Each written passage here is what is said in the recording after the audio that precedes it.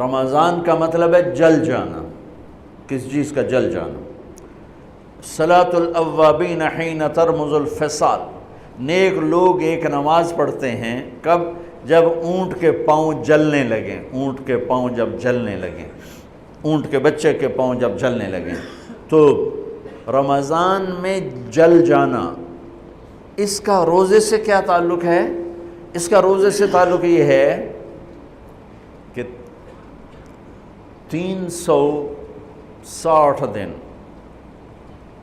سال میں ہوتے ہیں چاند کے لحاظ سے، 330 دن کے گناہ اللہ رمضان کے روزوں میں ہر روز میرے آپ کے گناہ جلاتا ہے، جلاتا ہے، جلاتا ہے۔ بھوک لگتی ہے ایک آگ بنتی ہے، پیاس لگتی ہے ایک آگ بنتی ہے۔ تو ہمارے لکڑی کی آگ میں چیزیں جلتی ہیں اور ہماری بھوک، روزے کی بھوک کی آگ میں گناہ جلتے ہیں، اور 29ویں روزے اللہ سارے سال کے گناہوں کو جلا کے روزہ والا یا روزے والی کو ایسے پاک کر دیتا ہے جیسے آج ماں کے پیٹ سے نکلا ہو، ایسے ان کو خوبصورت کر دیتا ہے۔ حج کا مہینہ آیا، اعمال اسی طرح ہیں جیسے ہوتے ہیں۔ رمضان کا مہینہ آیا تو میرے نبی کا اعلان ہو گیا، ایک فرض 70 فرض کے برابر ہو جاتا ہے تمہارا، نفل فرض کے برابر۔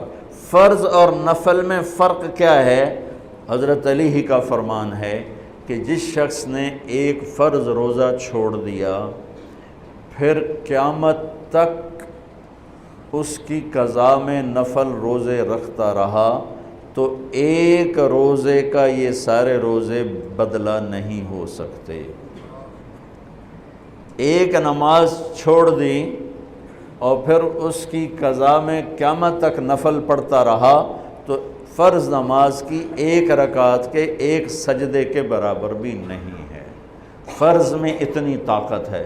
تو اللہ کی رحمت کیسے متوجہ ہوتی ہے کہ رمضان کے مہینے میں اللہ فرماتے ہیں میرے محبوب کی امت ہے، ایک فرض کو 70 کے برابر کر دو، اور پھر فرماتے ہیں نفل کو فرضوں کے برابر کر دو، اور پھر فرماتے ہیں جو رات کو تراویح پڑھے گا، دن میں روزہ رکھے گا، آخری رات اسے ایسے دھو کے پاک کر دوں گا کہ اس کے ذمے گناہ کا ایک ذرہ بھی باقی نہیں بچے گا، سب گناہ اللہ تعالیٰ اس کے معاف فرما دے گا۔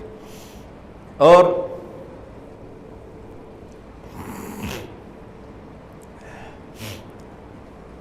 میرے نبی نے فرمایا من صام رمضان ایمانا و احتسابا، دوسری بھی من قام رمضان ایمانا و احتسابا، جس نے روزہ رکھا اللہ کی رضا کے لیے، جس نے تراویح پڑھی اللہ کی رضا کے لیے، اس کے پچھلی زندگی کے سارے گناہ اللہ معاف فرما دیتا ہے۔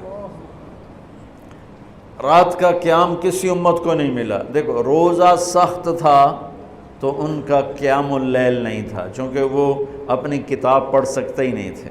رمضان میں اللہ نے آسمانی کتابیں اتاریں، یکم رمضان کو ابراہیم علیہ السلام پر، 2 رمضان کو تورات موسیٰ علیہ السلام پر، 8 یا 6 رمضان کو عیسیٰ علیہ السلام ان پر، موسیٰ علیہ السلام ان پر، داؤد علیہ السلام پر زبور کو اتارا، اور 12 یا 18 رمضان کو عیسیٰ علیہ السلام پر انجیل کو اتارا، اور 21 رمضان کو اللہ تعالیٰ نے پیر کی رات لیلۃ القدر میں غار حرا کے اندر اللہ تعالیٰ نے اپنے محبوب پر کتاب کو اتارا۔ وہ کتابیں فل آ گئیں، لکھی لکھائیں۔ قرآن فل نہیں آیا، قرآن صرف ایک سورت کے 19 الفاظ آئے بس، اور پھر 23 برس میں قرآن اترا۔ کتنے انبیاء ایسے گزرے ہیں جن کے پاس جبریل زندگی میں ایک دفعہ آیا، زندگی میں جبریل ایک دفعہ، اور ایک سے لے کر آگے کوئی تعداد مقرر نہیں ہے، 100 دفعہ 200 دفعہ، لیکن آپ حیران ہوں گے ہمارے نبی پر جبریل 23 برس میں 24,000 دفعہ آئے، 24,000 دفعہ، جو ایک عجب العجائب ہے، عجب العجائب ہے۔ تو میرے بھائیوں، رات کی تراویح، دن کا روزہ، تراویح میں کیا ملنے والا ہے؟ میرے نبی کا فرمان ہے ہر سجدے پہ 1500 نیکی، ہر سجدے پہ 1500 نیکی۔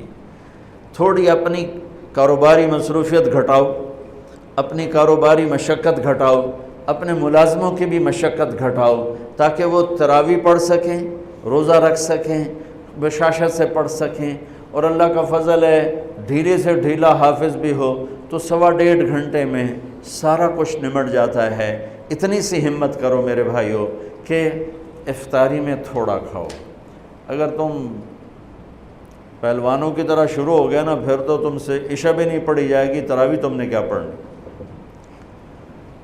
روزہ جسم کی فالتو چیزوں کو جلاتا ہے، روزہ ایک قوت پیدا کرتا ہے ایمانی شیطان کے خلاف۔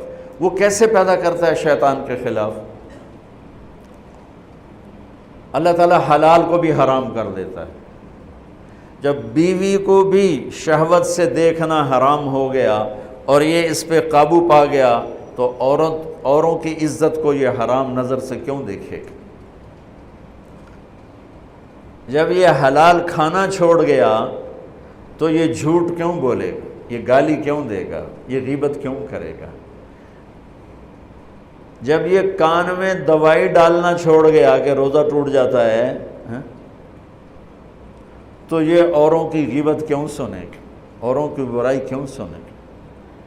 جب یہ آنکھ میں دوائی نہیں ڈالتا ہے کہ وہ حلق میں جاتی ہے، وہاں سے وہ پیٹ میں چلی جاتی ہے، روزہ ٹوٹ جاتا ہے، تو یہ ان آنکھوں سے غلط کیوں دیکھے گا؟ یہ غلط کیوں کسی کی عزت کے اوپر اپنی بددیانت نظر کو ڈالے گا؟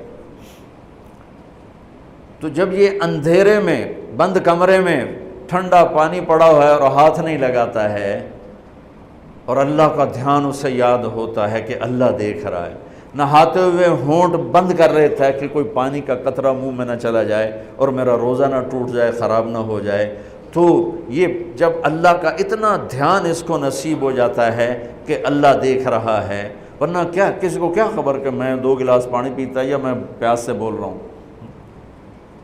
تو جب وہ اللہ کو اتنا اپنے دھیان میں لے آتا ہے کہ اللہ دیکھ رہا ہے، میں پانی نہیں پیوں گا، اللہ دیکھ رہا ہے، میں بیوی کو ہاتھ نہیں لگاؤں گا، اللہ دیکھ رہا ہے، میں کسی کی عزت پر بری نظر نہیں ڈالوں گا، اللہ دیکھ رہا ہے، میں کسی کی برائی نہیں سنوں گا، اللہ دیکھ رہا ہے، میں کسی کی برائی نہیں کروں گا، تو پھر جب یہ بازار میں جائے گا تو جھوٹ تو نہیں بولے گا، جب یہ تولے گا تو غلط تو نہیں تولے گا۔ ہاں یہ الگ بات ہے، بہت سے مجھے ملے کہ جب بس رمضان میں جھوٹ چھوڑ دیتے ہیں، اس کے بعد پھر شروع ہو جاوی تھا رمضان میں رشوت نہیں لیتا ہوں، اس کے بعد پھر شروع ہو جاتا ہے۔ تو چلو شکر ہے 1 مہینہ تو مسلمان رہتے ہیں۔ اچھا اس کی وجہ کیا ہے کہ رشوت خور کہتا ہے جی رمضان میں نہیں، جی نہیں، رمضان میں جھوٹ نہیں بولنا، رمضان میں صحیح تولنا ہے، رمضان میں غلط نہیں تولنا ہے۔ کیوں؟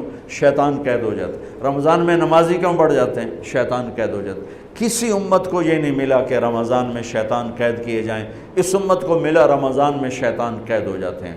کسی امت کو یہ نہیں ملا کہ رمضان میں جہنم کے دروازے بند ہو جائیں، اس امت کو ملا ہے رمضان میں جہنم کے دروازے بند ہو جاتے ہیں، جنت کے دروازے کھل جاتے ہیں۔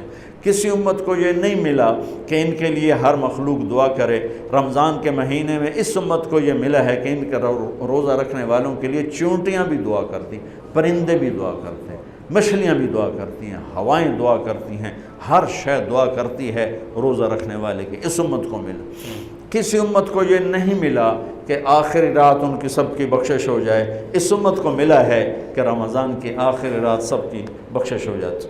کسی امت کو یہ نہیں ملا کہ جنت کی حوریں انہیں روزوں میں یاد کریں، اس امت کو ملا ہے